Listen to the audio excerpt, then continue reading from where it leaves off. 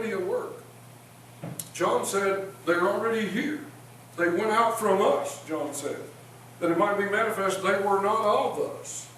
And they began to mix the truth of God with falseness of all kinds, particularly Greek philosophy. Particularly Greek philosophy. And they tried to mingle the doctrine of the Greek doctrine of the Logos, the Word, with John's teaching on the Logos, the Word. And they missed it. John chose that term of Jesus, Logos, in the original language. It just means Word. Jesus is the Word. In the beginning was the Word was with God, and the Word was God. That's what John is talking about. And John makes it real plain. But they took the Greek doctrine of the Logos, which was a philosophy about God, and mixed it with Christianity, mixed it with true Christianity. And that went on from early on here. Not this early, but the mystery was already working. The people were already getting off track.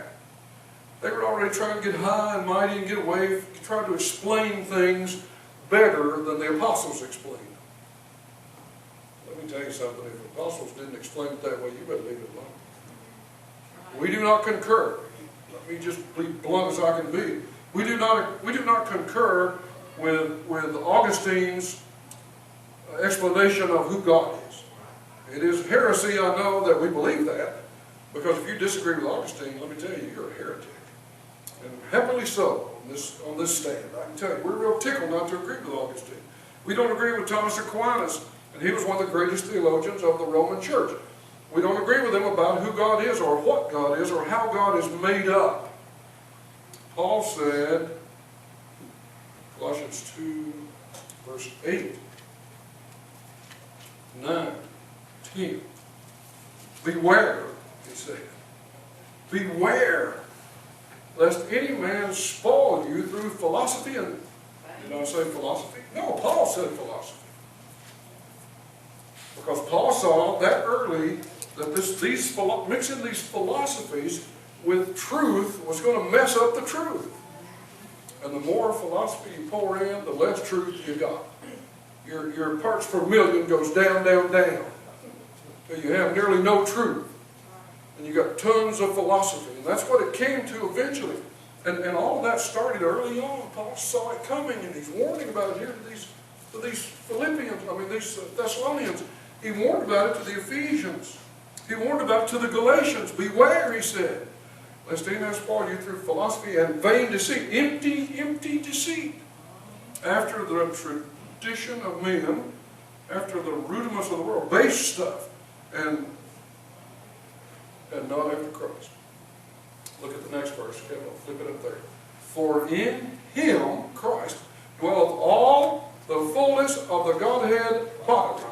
It is a big, big phrase that Paul has said here. Yes, and it's about who God is. I'm sorry. No, it's not. It's about who Jesus is. But that's about who God is. So to say one is to say the other. And we will not get finished. Somebody said, if things don't change, if the apostolic church don't change, there won't be no apostolic church in the next generation. I don't believe a word of that. It's not changed that much. We're getting stronger than we've ever been. There's more of us than there ever were. The truth's getting brighter and brighter. And there's more people that believe who Jesus is than ever before. And slowly, you're seeing some of this stuff pushed and pushed and pushed back until people are not bothered. And there will be lots of us later on. If Jesus don't come in the next 100 years or so, there's going to be more of us and more of us and more of us. To the point where the other folks are going to be in them. When I was a kid, let me tell you something. When I was a kid, people about spit on you if you believed Jesus was God. Oh yes, and they had these churches back then that wouldn't say Jesus. They always called him Christ. They just said Christ this and Christ did that, and then Christ called his 12 disciples around. We always just called him Jesus. We knew him by his first name. We did. We just knew him that well. And I just thought it was odd, and I still do, even though nowadays some apostolics do that, and they don't know the history like I do. They haven't lived it like I have. Because if you call him Jesus, people thought you were a little strange. Well, who are you? You're mighty personal with Jesus. Because Christ. Well, he's Jesus Christ. He's Jesus the Christ. But Christ ain't his middle name. He is Jesus. And that name is ultra, I don't mean very important, I mean ultra. Let's move on up. It is awesomely important. How's that? And a horrible use of the word awesome, by the way. But now, you got people that don't even know who Jesus is talking about Jesus. They act like they know who he is. And some of them have no idea who they're talking about. But let me tell you what, more and more people have no notion. They don't have any notion of this teaching about this triplet God that people believe in. More and more people don't even know what you're talking about, do not care. They don't even care. They're happy for you to say Jesus is all there is and read this verse. And verse 10 says, and ye are complete in him. Put verse 9 back up, Kevin. I won't touch on it again. Yes, we're talking about something pretty specific here. But we'll get to our points. We're not down here. For in him, in Jesus dwells all, it's a big word, all. And fullness is another big word. All the fullness of the Godhead. All of God dwells in Jesus. The fullness of God dwells in Jesus. The Godhead dwells in Jesus. The word Godhead means deity, the thing that is God. What is God? It's a statement, not a question. That which is God. Let's make it a statement. That which is God, all of it and the fullness of it dwells in Jesus. If you got Jesus, you got it all.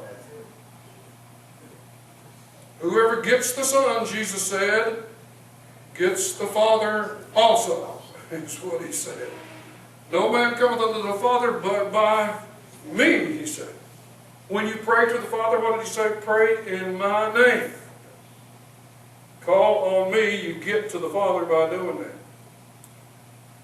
And what did he say to those Jews who refused to believe on him? And they thought he was talking blasphemy, and they killed him because of it. He said, I and my Father are one.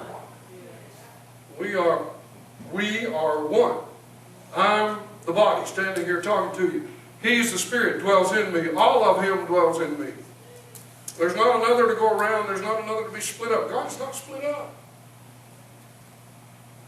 I pulled a book out. I don't know even what the book was about now, but just reading it. And this fellow said,